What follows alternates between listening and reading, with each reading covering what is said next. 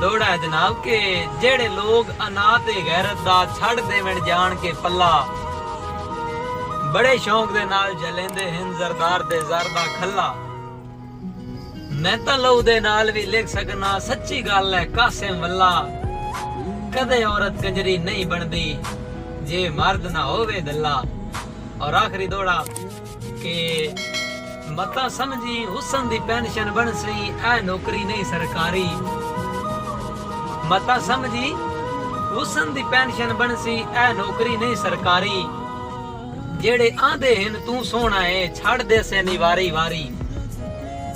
ते जदा मुंह ते हिक अद्धा वाल आवे सी हट वैसी आ दुनिया सारी।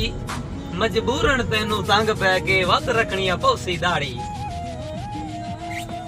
दौड़े अच्छे लगे हों तो चैनल को जरूर सब्सक्राइब करें और साथ लगे बेल आइकन को जरूर प्रेस करना कि ताकि हमारी नई आने वाली वीडियो आप तक आसानी से पहुंचती रहे। शुक्रिया। अस्सलाम वालेकुम।